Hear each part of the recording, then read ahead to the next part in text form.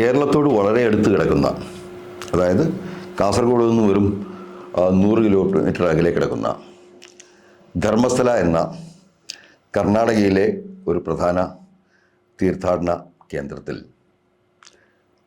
അവിടെ കഴിഞ്ഞ അനേകം വർഷങ്ങളായി ധാരാളം സ്ത്രീകളെയും കുഞ്ഞുങ്ങളെയും കാണാതായിട്ടുണ്ട് എന്നുള്ളതും അവർ വളരെ ക്രൂരമായ രീതിയിൽ കൊല ചെയ്യപ്പെട്ടു എന്നതും ഒരു വാർത്തയായി വന്നിരിക്കുകയാണ്. 2014 വരെ, 1995 മുതൽ 2014 വരെയുള്ള വർഷങ്ങളിൽ ധർമ്മസ്ഥല ടെമ്പിൾ കമ്മിറ്റിയുടെ കീഴിൽ ഒരു ശുചീകരണ തൊഴിലാളിയായി ജോലി ചെയ്തിരുന്ന ആളാണ് ഈ ആരോപണങ്ങൾ ഉന്നയിച്ചിരിക്കുന്നത്.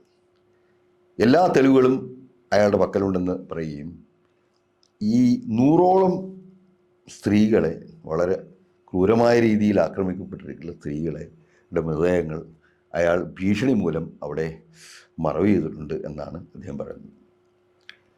കർണാടക പോലീസിൻ്റെ അന്വേഷണത്തിൽ ഈ കഴിഞ്ഞ വർഷങ്ങളിൽ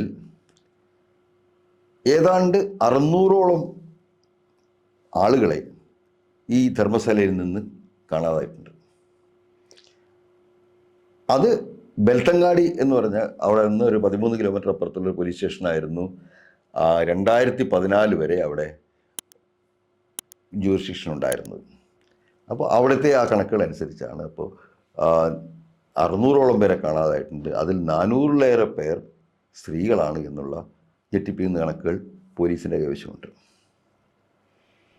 യഥാർത്ഥത്തിൽ ദിവസവും 2000ഓളം തീർത്ഥാടകർ വന്നു പോകുന്ന, ഉത്സവ ദിവസങ്ങളിൽ ലക്ഷക്കണക്കിന് ആളുകൾ വരുന്ന ഒരു തീർത്ഥാടന കേന്ദ്രമാണ് ധർമ്മസ്ഥല. അവിടെ ആ പ്രദേശത്തെ ചുറ്റിയിട്ട് നിബിഡ വനങ്ങളാണ്. ഈ തീർത്ഥാടനത്തിന് വിവിധ ദേശങ്ങളിൽ നിന്ന് വരുന്ന ആളുകളും പിന്നീട് അവിടെയുള്ള പ്രദേശവാസികളും മാത്രമേ, അവിടെയുള്ള പ്രദേശവാസികൾ വളരെ കുറവാണ്.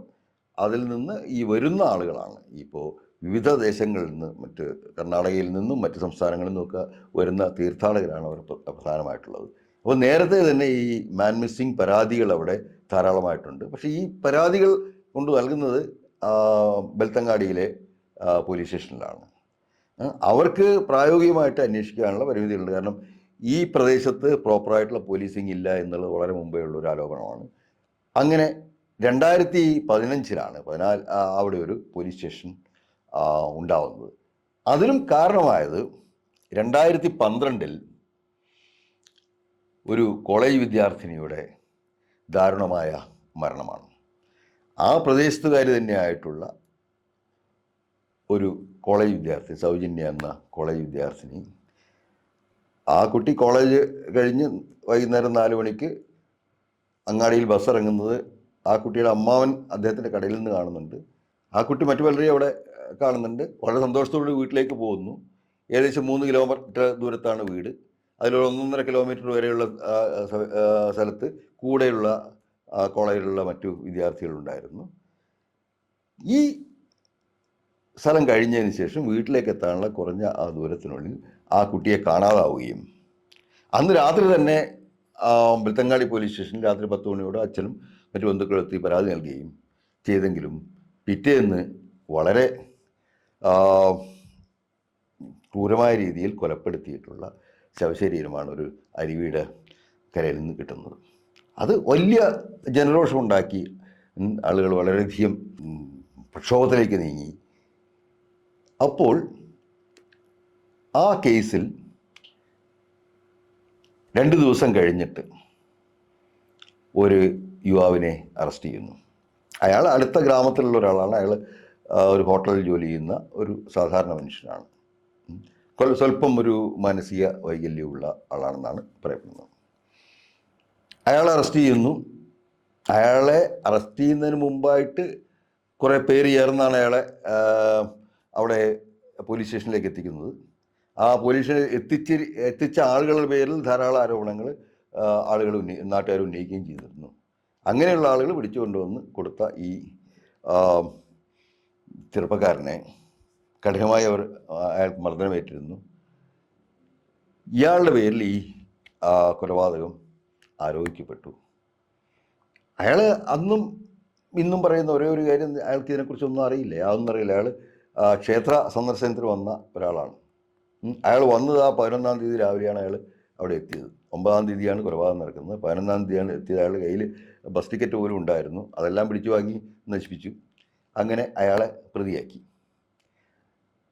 പല അന്വേഷണങ്ങൾ നടന്നു. ആദ്യം സംസ്ഥാന പോലീസിൻ്റെ അന്വേഷണം നടന്നു, പിന്നെ CBI അന്വേഷണം നടന്നു.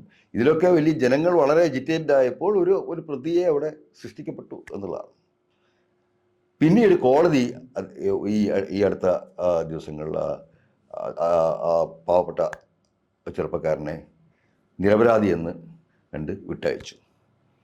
ആ വിധിന്യായത്തിൽ ഇത്തരത്തിൽ കേസ് ചാർജ് ചെയ്ത ഉദ്യോഗസ്ഥന്മാർക്കെതിരെ അന്വേഷണം ആവശ്യമാണെന്ന് കൂടി കോടതി പറയുകയുണ്ടായി. അയാളെ ഈ കുറ്റകൃത്യവുമായിട്ട് ബന്ധപ്പെടുത്താനുള്ള യാതൊരു തെളിവുകളും കിട്ടിയിട്ടില്ല എന്ന് പറയുന്നു. അപ്പോൾ ഈ കൊലപാതകം, ഇത്രയും ക്രൂരമായൊരു കൊലപാതകത്തിൻ്റെ ഉത്തരവാദി ആരാണ്? അതുപോലെ അനന്യ ഭട്ട് എന്ന് പറഞ്ഞ ഒരു മെഡിക്കൽ കോളേജ് വിദ്യാർത്ഥിനിയായ പെൺകുട്ടിയെ തിരോധാനം, ഇതെല്ലാം അവിടെ ലോക്കലായിട്ട് ഉള്ള ആളുകളാണ്, അറിയുന്ന ആളുകളായതുകൊണ്ടാണ് നമുക്ക് പേരും വിവരവും എല്ലാം ലഭിക്കുന്നത്. എന്നാൽ അതൊന്നും ഇല്ലാതെ വന്നിട്ടുള്ള നൂറുകണക്കിന് ആളുകൾ അവിടെ കാണാതായിട്ടുണ്ട്. എല്ലാം മാൻ മിസ്സിംഗ് കേസ് രജിസ്റ്റർ ചെയ്യും, പിന്നീട് അത് ഇല്ലാതെയാവും എന്നുള്ളതാണ്. കാരണം ദൂരദേശങ്ങളിൽ നിന്നൊക്കെ വന്നിട്ടുള്ളവർ അവസാനം കേസ് കൊടുക്കുന്നു, പിന്നീട് അവർക്ക് അവിടെ വന്ന് അതിനെക്കുറിച്ച് ഫോളോ അപ്പ് ചെയ്യാനൊന്നും സാധിക്കുന്നില്ല, ആ കേസുകൾ എഴുതിത്തള്ളപ്പെടുന്നു. ഇത്തരത്തിൽ 100ഓളം സ്ത്രീകളുടെ മൃതദേഹം താൻ തന്നെ മറവ് ചെയ്തു എന്ന് വെളിപ്പെടുത്തിക്കൊണ്ടാണ് 1995 മുതൽ 2014 വരെയുള്ള കാലഘട്ടത്തിൽ അദ്ദേഹം 100-ലധികം സ്ത്രീകളുടെ മൃതദേഹം മറവ് ചെയ്യാൻ, അതും ക്രൂരമായി കൊലപ്പെടുത്തപ്പെട്ട സ്ത്രീകളുടെ മൃതദേഹം, അതിൽ കുട്ടികളുണ്ട്, പ്രായപൂർത്തിയാവാത്തവരുണ്ട്, അങ്ങനെ മറവ് ചെയ്യാൻ അയാൾ നിർബന്ധിതനായി എന്നാണ് ഈ ശുചീകരണ തൊഴിലാളി നേരിട്ട് ഇപ്പോൾ കോടതിയിൽ മൊഴി നൽകിയിരിക്കുന്നത്. അദ്ദേഹത്തിൻ്റെ മനസ്സിൽ ഇതിൻ്റെ ഒരു കുറ്റബോധവും അതുപോലെ അദ്ദേഹത്തിൻ്റെ മനസാക്ഷിയുടെ പ്രേരണയിലാണ് സ്വന്തം ജീവൻ പോലും പണയം വെച്ചുകൊണ്ട് ഈ മൊഴി നൽകിയിരിക്കുന്നത്. ബാംഗ്ലൂരിലുള്ള ഹൈക്കോടതി അഭിഭാഷകരെ കാണുകയും അവരുടെ നിർദ്ദേശത്തോടൊരു കോടതിയിൽ ഈ മൊഴി നൽകുകയും ഈ മറവ് ചെയ്ത സ്ഥലങ്ങൾ കൃത്യമായിട്ട് കാണിച്ചു തരാം, അവിടെ നിന്ന് മൃതദേഹങ്ങൾ പുറത്തെടുത്ത് തരാമെന്ന് പറഞ്ഞാണ് ഇപ്പോൾ ശുചീകരണ തൊഴിലാളി രംഗത്ത് വന്നിരിക്കുന്നത്. പക്ഷേ അങ്ങനെയൊരു വെളിപ്പെടുത്തൽ നടത്തിയിട്ടും ഈ ജൂലൈ 3-ാം തീയതിയാണ് ഈ വെളിപ്പെടുത്തൽ അദ്ദേഹം നടത്തിയിരിക്കുന്നത്. എന്നിട്ട് ഇപ്പോൾ ഈ 20-ാം തീയതിയാണ്, അല്ലെങ്കിൽ ഇപ്പോൾ ഒരു സ്പെഷ്യൽ ഇൻവെസ്റ്റിഗേഷൻ ടീമിനെ സർക്കാർ നിയമിച്ചിരിക്കുന്നത്. അപ്പോൾ ഇത്രയും ദിവസം ഇപ്പോൾ നമ്മൾ ഇത്തരത്തിലുള്ളൊരു വലിയ ഹീനമായ ഒരു സംഭവം നടന്നു കഴിഞ്ഞിട്ടുണ്ടെങ്കിൽ ഉടനെ തന്നെ അങ്ങനെ ഒരു വെളിപ്പെടുത്തൽ ഉണ്ടാകുമെന്ന് നമുക്കറിയാം. നമ്മളിവിടെ കാണുന്നതാണ്. നമ്മൾ ഇങ്ങനൊരു വെളിപ്പെടുത്തൽ ഉണ്ടാവുന്നു, അല്ലെങ്കിൽ ഒരു മൃതദേഹാവശിഷ്ടം നമുക്ക് എവിടെ നിന്നെങ്കിലും കണ്ടെത്തി കഴിഞ്ഞാൽ അത് ആളുകൾ നേരെ അടുത്ത പോലീസ് സ്റ്റേഷനിൽ പോയി പറഞ്ഞു കഴിഞ്ഞാൽ മണിക്കൂറുകൾക്കകം പോലീസ് വരികയും ഈ അവശിഷ്ടങ്ങൾ അവർ കൃത്യമായിട്ട് എടുത്ത് ഫോറൻസിക് പരിശോധനയ്ക്ക് നൽകുകയും ആ പ്രദേശത്ത് സർവൈലൻസ് ഏർപ്പെടുത്തുകയും എല്ലാം ചെയ്യുന്നത് സാധാരണയാണ്. നമ്മൾ കേരളത്തിൽ കാണാൻ സാധിക്കും എത്രയോ സംഭവങ്ങൾ നമുക്കിപ്പോൾ അങ്ങനെയുള്ള 100 കണക്കിന് സംഭവങ്ങൾ ഇപ്പോൾ പത്രങ്ങളിൽ നമുക്ക് കാണാൻ സാധിക്കും. അടുത്ത കാലത്ത് തന്നെയുള്ള കാണാൻ സാധിക്കും. പലപ്പോഴും കൊലപാതകം ചെയ്ത് മറവ് ചെയ്ത, സെപ്റ്റിക് ടാങ്കിൽ കുഴിച്ചിട്ടത്, അല്ലെങ്കിൽ മണ്ണിൽ കുഴിച്ചിട്ടത്, അതുപോലെ ഉള്ള പല കേസുകളും നമുക്കറിയാം. ഇത്തരത്തിലുള്ളൊരു സംശയം ഉണ്ടാവുകയും ഇത്തരത്തിലുള്ളൊരു പരാതി പോലീസ് സ്റ്റേഷനിൽ ചെന്ന് കഴിഞ്ഞിട്ടുണ്ടെങ്കിൽ അപ്പോൾ തന്നെ പോലീസുകാർ ഒരു വളരെ ചുരുങ്ങിയ സമയത്തിനുള്ളിൽ വരികയും ഇത് കണ്ടെടുക്കാനുള്ള ശ്രമം നടത്തുകയും ചെയ്യും. പക്ഷേ എന്നാൽ ഈ 3-ാം തീയതി ഈ മനുഷ്യൻ്റെ മൊഴി കിട്ടുകയും അയാൾ തന്നെ വന്ന് അവിടെ കാത്തു നിൽക്കുക, അയാളും അഭിഭാഷകരും കൂടി കാത്തു നിൽക്കുകയും ചെയ്തിട്ടും ഈ സ്ഥലത്ത് ആവശ്യമായ പരിശോധന നടത്താനോ അതുപോലെ ഈ സ്ഥലം ഈ കാട്ടുപ്രദേശം അത് ഐസൊലേറ്റ് ചെയ്ത് സംരക്ഷിക്കുവാനോ ഉള്ള നടപടികളൊന്നും തന്നെ ഇതുവരെയായിട്ടുണ്ടായിട്ടില്ല.